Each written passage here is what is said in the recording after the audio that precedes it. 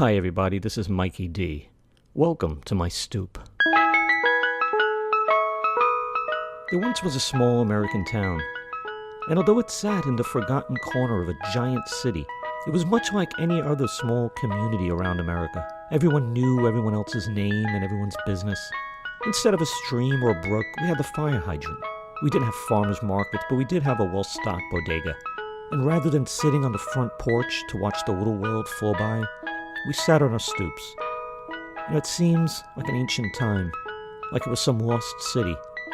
It was like I had watched it all from the stoops of Atlantis.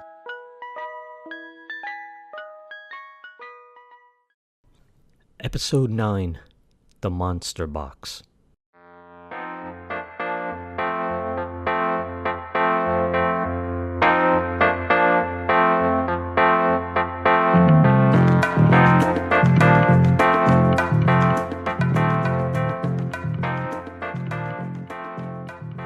Before there was an internet, the way to stream music was through the air from the stereo speaker to your tape recorder. That's how we made playlists. Google was that ancient set of encyclopedias that collected dust on the bottom shelves of the bookcases. Browsing for information was also different. It was called magazines. Magazines were the websites you can carry around and use to kill flying, buzzing pests. Try that with BuzzFeed. My older sister was big into the rock magazines like Cream and Circus. I'd appreciate those when I got into my teens. My younger sister was into Vogue, and she loved drawing fashion, and I remember she got those fashion plate toys for Christmas. Yeah, I appreciated Vogue in my teens as well. For me at that age of 11, it was Mad Magazine, Boy's Life, comic books, and... Dynamite! Now, who said that? I really enjoyed reading... Dynamite! Oh, just saying it. Well, anyway, there was this magazine for kids I really enjoyed, and it was called... Dynamite! Yeah, that was it. Dynamite magazine was put out by the greatest company in the history of American business, Scholastic Books. There was no better day at school than when that big cardboard box was brought into the classroom by your teacher, filled to the point of popping the tape from the literary treats we all ordered 3 weeks earlier.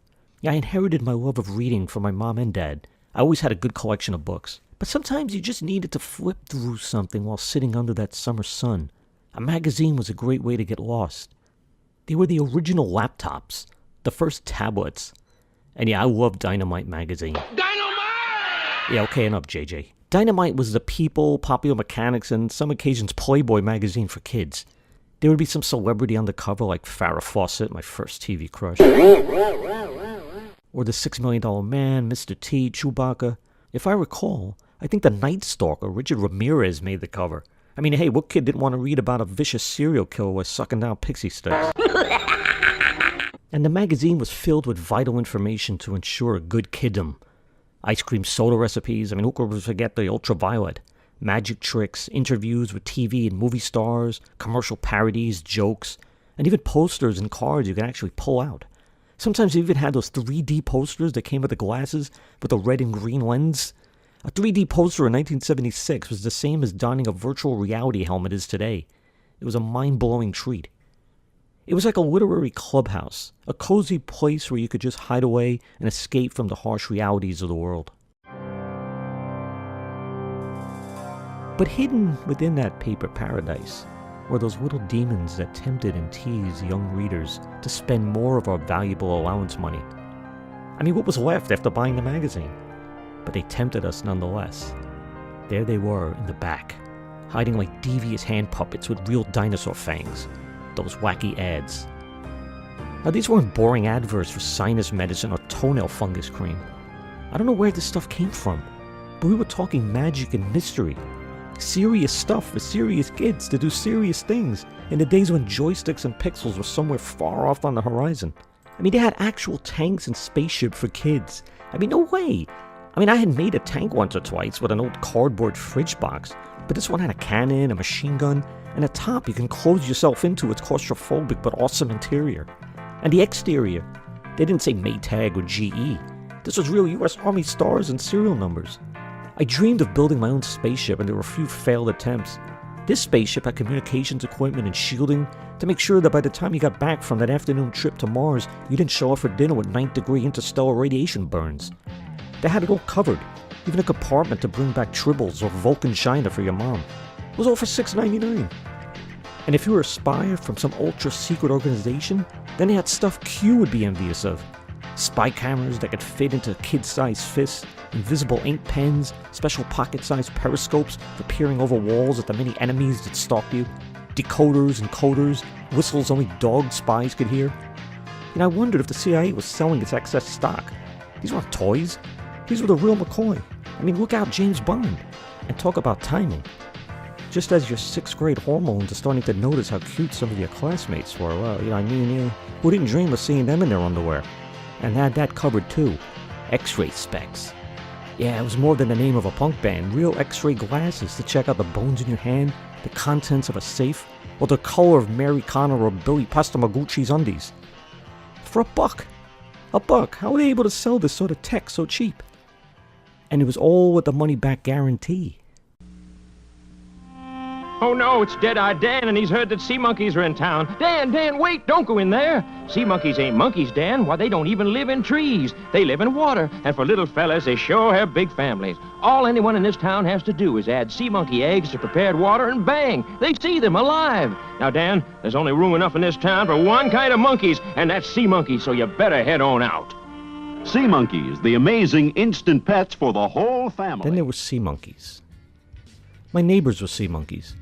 They moved in 1975, sealed their entire brownstone interior with green glass and round magnifying windows. Mr. Sebastian Seamonk, he was the dad, and he worked as an underwater welder for Con Ed. His wife, Monica Seamonk, was with the Coast Guard, and she rescued countless of underwater welders from drowning. The kids, they went to school somewhere in the East River, although on occasion they did sneak into my pool at night. And they were big-time partiers. I would see them sometimes, through the open curtains, dancing with those crowns on their heads and doing backflips in the water that filled their apartment from floor to ceiling. Then one day, without warning, they vanished. Glass was removed, water drained, and the Seamonk family was never seen again. Rumor has it that Booby Cooley brought a shark friend to one of their parties and he ate the entire family. Well, maybe they were actually the little ones in my little 1-gallon tank I had. I might be remembering it wrong. But I did have a bunch of the little buggers. In any event, I ended up feeding the entire Seamonk family to my tropical fish. Sea monkeys were a great example, though, of how little ad demons can twist and manipulate little minds. I mean, didn't we all think we were ordering little aliens? Like a little miniature freaky family we could hang out and communicate with and watch them do their undersea antics? We ended up with a bunch of Artemias. That's right, freaking brine shrimp. There's a special place in hell for that sort of trickery. But, there were ads for 7-foot-tall Frankensteins, a 4-foot monster that talked, and monsters you can grow from eggs. You can become a karate, kung fu, or ninja master for 98 cents. There were 100 toy soldiers for $1.25, 132 Roman soldiers for the same price. A 7-foot robot you could step into and control. Or a real-life squirrel monkey for $18.95. What sick people would send a monkey by UPS? I never ordered any of those things.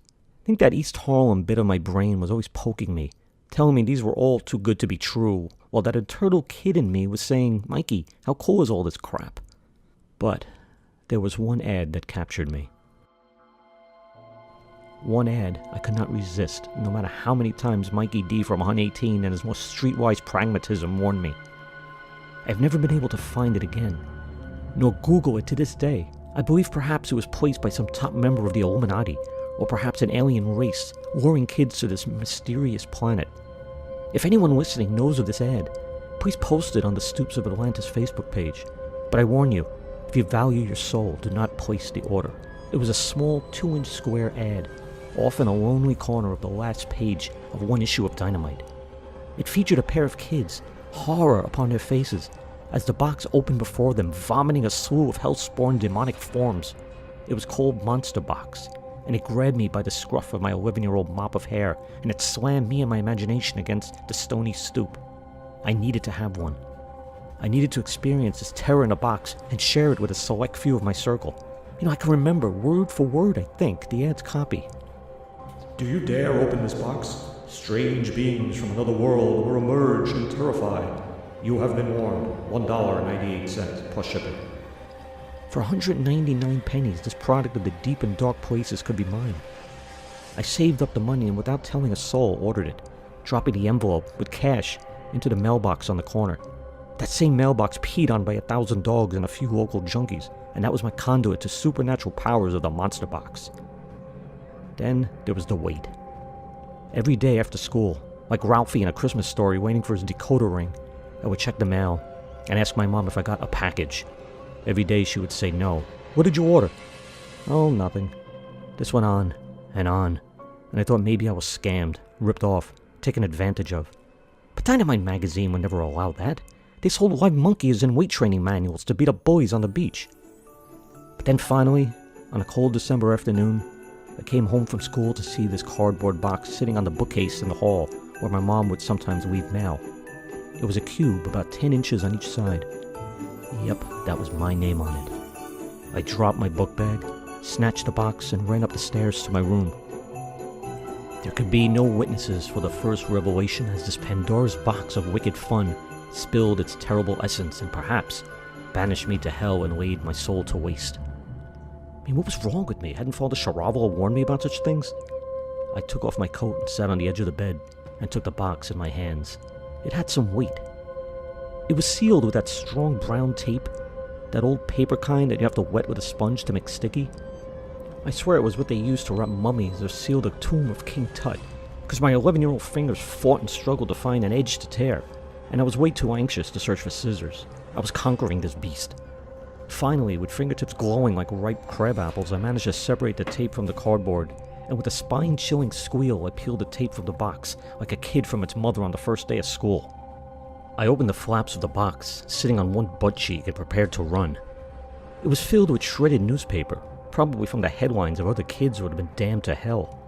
With great caution, I took little finger folds like I was picking cotton candy and tossed it on my bed. Something shimmered within. Silver. Surely this was an ancient, pure silver receptacle found under the Great Pyramid, or maybe brought back from the moon. The silver box I discovered was much flatter than expected. Rectangular, about 8 by 5 inches, but as flat as a pencil case. But it did shine with mystery. I searched the surface for a way in. There was a small latch that had to be pressed. This was the moment of truth. I wasn't sure what to do to defend myself from what was coming. Suck it up, Mikey. Just do it like a band-aid, fast. I took a deep breath, said a quick prayer, and pushed the latch. The sound I heard would echo in my memory forever. It sounded like this.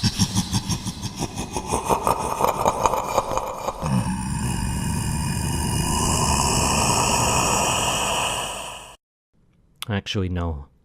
It sounded like this.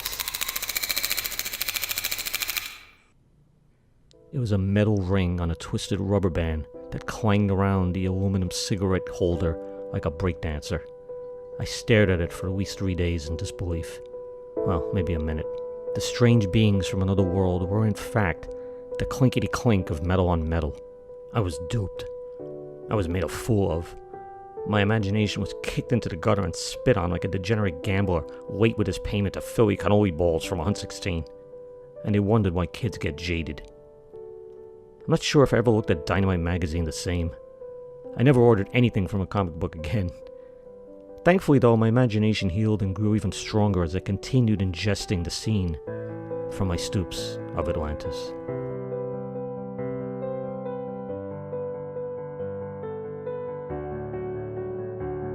If you have any stories of things ordered from comics and magazines, please post them on the Stoops of Atlantis Facebook page, or email them to me at thestoopsofatlantis@gmail.com. I'll read the best ones in future episodes.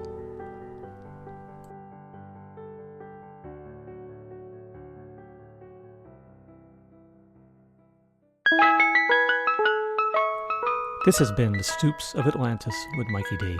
Stay tuned for future episodes as we journey back to that ancient mythical land that actually existed, East Harlem. And please join the Stoops of Atlantis Facebook page, follow me on Twitter, and subscribe on YouTube or iTunes. See you next time.